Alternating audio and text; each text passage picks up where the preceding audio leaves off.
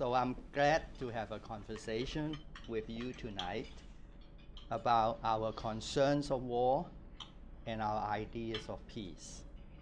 Now, Henry asked me to begin by summarizing my thoughts about how to prevent a space Pearl Harbor. And I promise you, I will finish in less than 10 minutes. Okay? I have three main points that I want to make from the start. First, the threat of a space Pearl Harbor will be confronting the US by the early 2020s. Second, the US needs new principles and defense measures to deal with this emerging threat. Third, to your surprise, is good news. President Trump unveiled a new space strategy a month ago. He has created an opportunity for the principles and measures we are talking about tonight to be incorporated into the US space strategy in order to deal with this threat. So let me elaborate more on these 3 points. China has been developing spacecraft for 2 purposes, which are supposedly to be 100% peaceful. And this spacecraft will be deployed by the early 2020s. The US, European Union, Russia are also planning to do the same thing in a very similar time frame.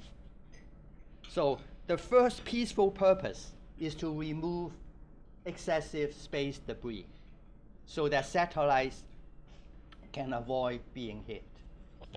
The second purpose is to provide services such as refueling and repairing satellites already in space. Now, to perform these functions, these spacecraft are required to maneuver very close and even use a robotic arm to grab onto the satellite being surfaced or the space debris. Now, alarmingly, the same aircraft can be used to grab our satellites and destroy them. So that is the problem that we are facing.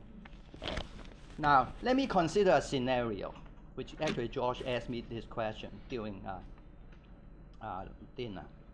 Now, some defense planners consider that the destruction of 20 critical satellites would be significant enough to qualify as a space Pearl Harbor.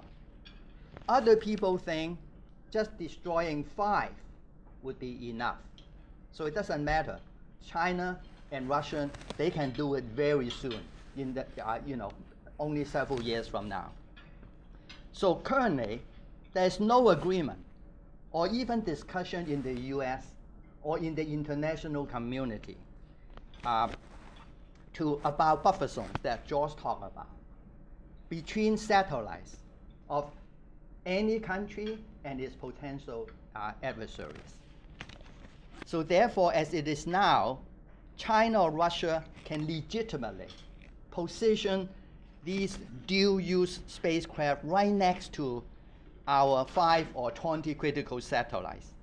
And US will not have enough time to save those satellites from such close-up attacks. So the worrisome scenario illustrates my first point, that an adversary can use these spacecraft, dual-use spacecraft, to generate a space Pearl Harbor. So my second point is, we need a new approach to prevent a space Pearl Harbor. But first, we need to think about, why the current space strategy will not work. So think about it. In several years, not a few years, China could use the spacecraft to tailgate or stalk the US critical satellites and present the US with 2 bad choices. Choice 1, we can preemptively destroy those space stalkers. However, without talking to our friends and the other countries about the sensitivity of preemption, then when we actually, do the preemption, the other country would think we are the aggressor that started a war because we fired the first shot. So what about the choice two? Well, we can wait until some critical satellites are being destroyed, and then we react.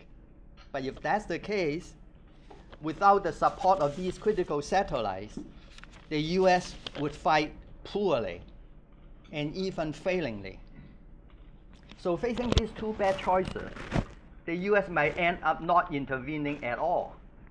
But as you know, that is intervening is very important. Otherwise, we will destroy the American alliance system.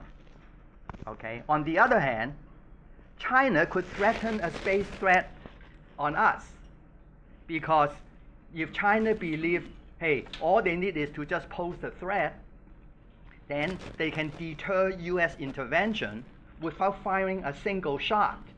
That would be a pretty good deal. So therefore, our new space strategy must debunk this dangerous belief of our adversaries so that they will never attempt a space Pearl Harbor on us. Now, how should we change the space policy, program, diplomacy, or arms control to prevent a space Pearl Harbor? I think the US should initiate the pursuit of a space arms control treaty based on two principles. The first, the country that tailgates more than an agreed number of satellites is defined the aggressor. And the victim country should be able to negate this imminent threat and exercise self-defense before the attack occurs. Okay, so those are the things. Now, however, if the negotiation of such a multilateral treaty is going nowhere, then the US must promptly use unilateral actions to find a solution. Okay? Now, I don't have time because I only have 10 minutes or even less.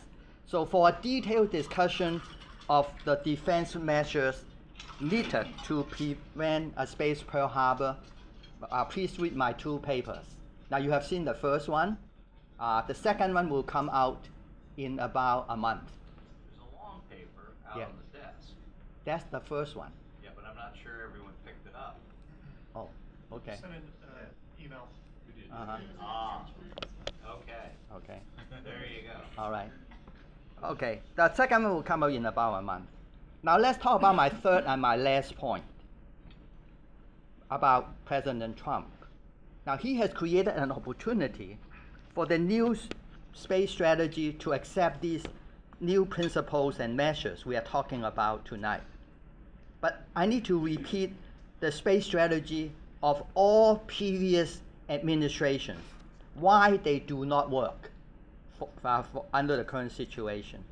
Is because all the previous strategies are ambiguous to whether the US would or would not counter an imminent threat before the attack has occurred. Now, fortunately, President Trump's new strategy says the following: if deterrence fails, we will counter threats used by adversaries for hostile purposes. I believe that the new strategy's choice of words, namely counter threats instead of counter attacks, is intentional. And this is a game changer, because when you say countering threats, it would have to include preemptive self-defense, which is, I consider, necessary to prevent a space Pearl Harbor. So let me conclude with one more short paragraph. In retrospect, that our adversary can soon credibly threaten a space Pearl Harbor actually has a silver lining. Why is that?